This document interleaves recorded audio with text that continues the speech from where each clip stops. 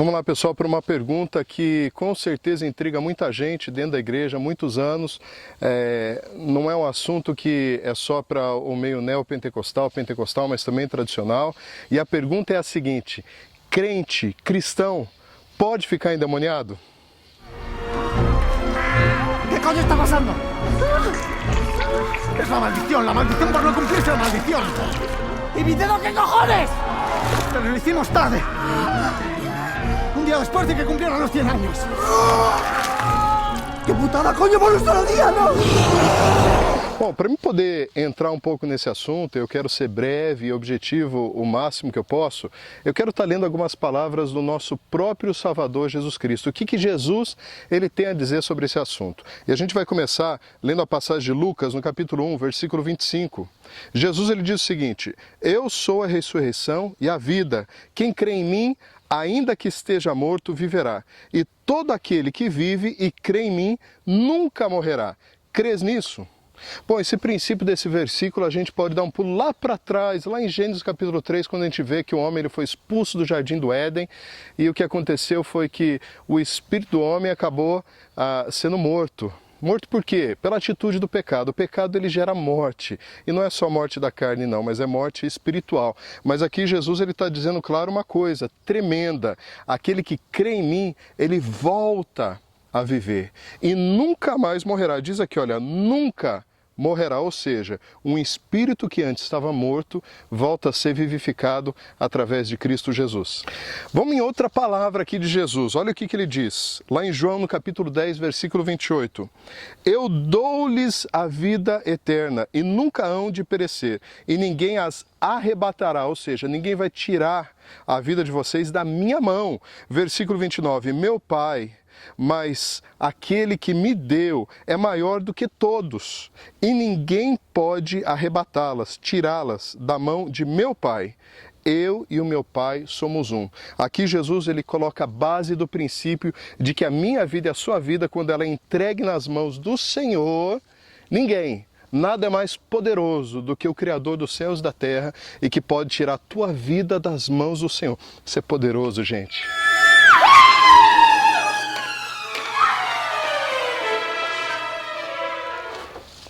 E olha só, uma outra passagem aqui em João, no capítulo 6, versículo 37, diz o seguinte: todo aquele que o Pai me dá, esse virá a mim, e aquele que vem até mim, de maneira nenhuma lançarei fora. Você não é um objeto reciclável, você não é nada sem valor que Jesus ele toma a tua vida e joga fora. Jesus ele segura você e segura para sempre. Um outro versículo, Jesus ele deixa claro, em João capítulo 6, versículo 39. E a vontade do Pai que me enviou é essa, que nenhum de todos aqueles que Ele me deu se perca, mas que ressuscite no último dia. Deixa eu deixar uma coisa clara aqui. Algumas pessoas falam que a vontade de Deus é essa, mas tem a vontade do homem. Bom, primeiro, Deus é soberano, Ele faz o que Ele quer. A gente está aqui no meio de um monte de árvore e tem um monte de folha seca aqui no chão.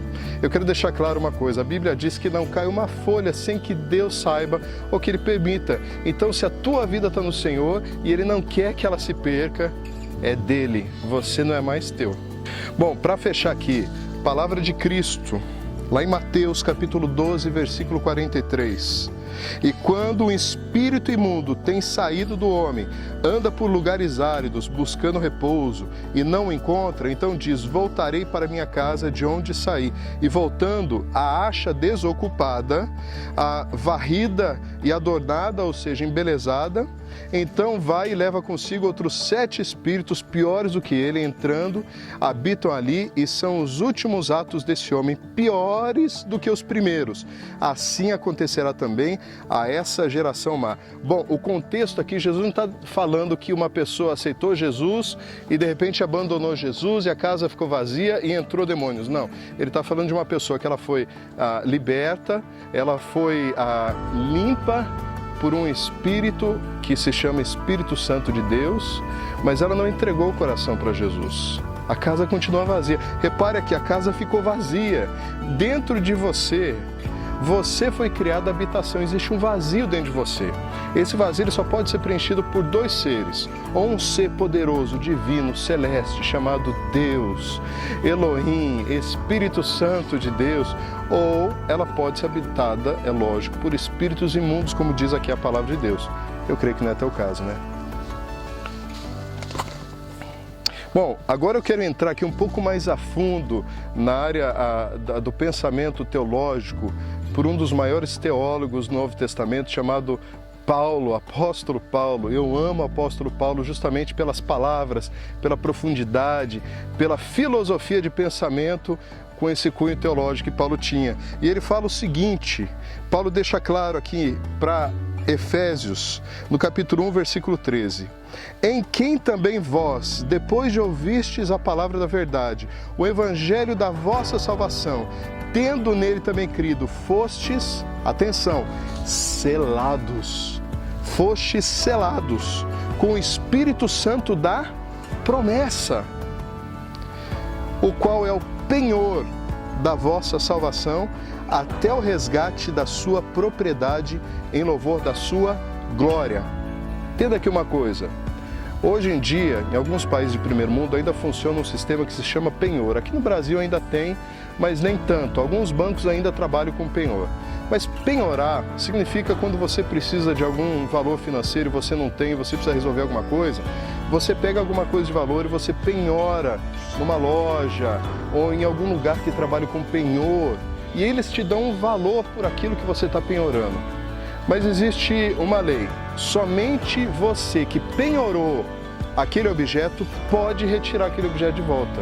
Então, na verdade, aqui Paulo deixa claro que o Espírito da promessa, ou seja, o penhor da sua salvação, foi entregue por Deus. Deus, ele penhorou o Espírito Santo em você.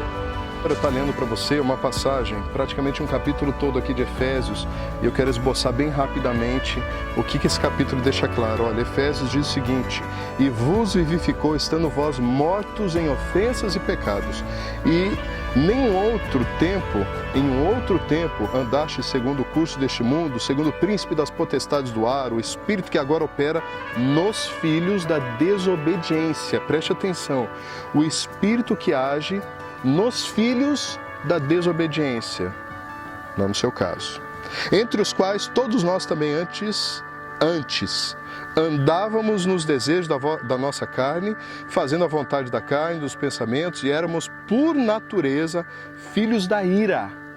Lembra que nós lemos que agora nós somos filhos de Deus? Como os outros também. E no versículo 4 diz: mas Deus, que é riquíssimo em misericórdia, pelo seu muito amor, com que nos amou, estando nós ainda mortos em nossas ofensas, nos vivificou juntamente com Cristo pela graça, e nos ressuscitou juntamente com Ele, e nos fez assentar nos lugares celestiais em Cristo Jesus, para mostrar nos séculos vindouros as abundantes riquezas da sua graça, pela sua benignidade para conosco em Cristo Jesus. Pausa aí um pouquinho. Presta atenção aqui, uma coisa muito importante. No versículo 6 ele diz que ele nos ressuscitou e nos fez assentar em lugares celestiais com Cristo Jesus. Amados, abra o olho, abra o coração. Se você, uma vez, isso é uma condição dada por Deus, uma condição para a eternidade. Ele te fez assentar nas regiões celestes. Como é que você vai assentar agora no trono do inferno, no trono de decadência e ser possesso por espíritos imundos, que é, na verdade, uma infelicidade, filhos da desobediência? Acorda, igreja! Olha o que ele continua dizendo aqui no versículo 8: porque pela graça sois salvos por meio da fé, e isso não vem de vós, mas é dom de Deus, não vem das obras, para que ninguém se glorie, porque somos feitura sua, criados em Cristo Jesus para as boas obras, as quais Deus preparou para que andássemos nela. Portanto, lembrai-vos de que vós, noutro tempo, éreis gentios na carne, chamados incircuncisão, pelos que da carne se chamavam circuncisão, feita pela mão dos homens, que naquele tempo estáveis sem Cristo, separados da comunidade de Israel, estranhos às alianças da promessa, não tendo esperança e sem Deus no mundo. Mas agora, olha só, nova condição, mas agora, Cristo Jesus, vós que antes estáveis longe, já pelo sangue de Cristo, chegastes perto. E diz aqui: na sua carne desfez a inimizade, isso é, a lei dos mandamentos, que consistiam em ordenanças para criar em si mesmo, dos dois, um novo homem, fazendo a paz, e pela cruz reconciliar ambos com Deus em um corpo, matando os que estavam com ela em inimizade, ou seja, a atitude. E vindo ele, evangelizou a paz, e vós que estáveis longes, aos que estavam perto, porque por ele ambos temos acesso ao Pai e a um eterno Espírito, o mesmo Espírito, assim que já não sois estrangeiros. Essa é a condição atual. Já não sois estrangeiros, forasteiros, mas concidadãos dos santos e da família de Deus, edificados, atenção, edificados sobre o fundamento dos apóstolos e dos profetas, de que Jesus é a principal pedra angular, no qual todo edifício bem ajustado cresce para o templo santo do Senhor, no qual também vós juntamente sois edificados para a morada do Espírito de Deus. Capítulo 2, queridos, preste atenção. Deus te fez para ser morada do Espírito Santo de Deus, não de demônios imundos.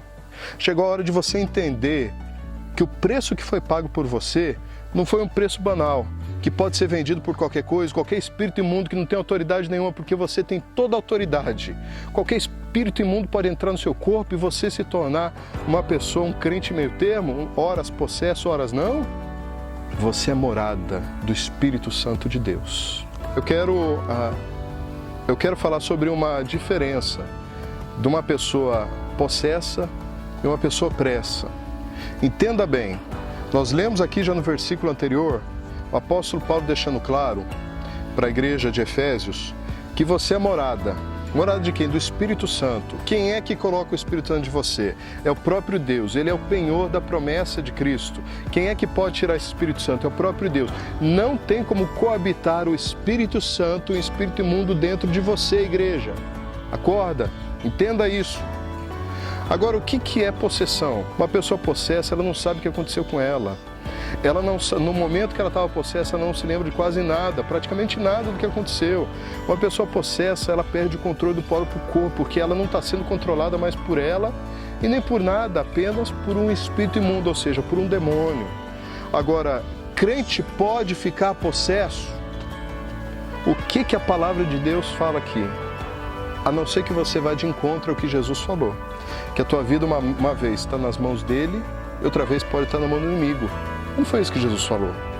Então não adianta a gente vir com uma prática do que as pessoas dizem que é verdade, se ela vai de encontro à palavra daquele que te salvou para a eternidade, que tem todo poder e glória, a não ser que você não entenda a palavra de Deus quando ela diz: em verdade vos digo que o que habita dentro de ti, dentro de vós, quem é que habita? É o Espírito Santo?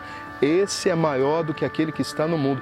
Jesus, ele orou ao Pai e falou: olha, eu não peço, Pai, que o Senhor os tire do mundo. Ou seja, existe uma separação entre mundo e céu. E fala ainda que a gente não é desse mundo, que vão nos perseguir, porque a gente não é desse mundo, a gente é cidadão do céu. Então, uma hora você carrega as credenciais de cidadão do céu, outra hora você carrega credenciais de cidadão do mundo. Quem é você? O crente possesso, que não existe, é uma ideia, uma filosofia prática que vai de encontro à palavra de Cristo. Mas o crente opresso é aquele que não aguenta e não encontra paz, porque ele se envolve em próprias atitudes que desagradam aquele que habita nele, que se chama Espírito Santo. Deixa de desagradar o Espírito Santo. Começa a se encher da palavra de Deus. Leia a palavra. Vai para Romanos. O livro de Romanos, o apóstolo Paulo fala tanto sobre essa certeza de que nós não somos mais a carne, não somos mais esse mundo, e nós vivemos uma nova criatura em Cristo Jesus. E a gente está voltando para o quê? Qual é o retorno que você quer? É o retorno da vida original em Cristo Jesus ou do mundo? Mas existe sim um termo chamado transtorno de despersonificação, reconhecido pela psicologia. E esse transe pode levar a pessoa a pensar que ela está endemoniada. Mas aquele que é salvo em Cristo Jesus, aquele que é nova criatura, você foi comprado. Não abra mão disso.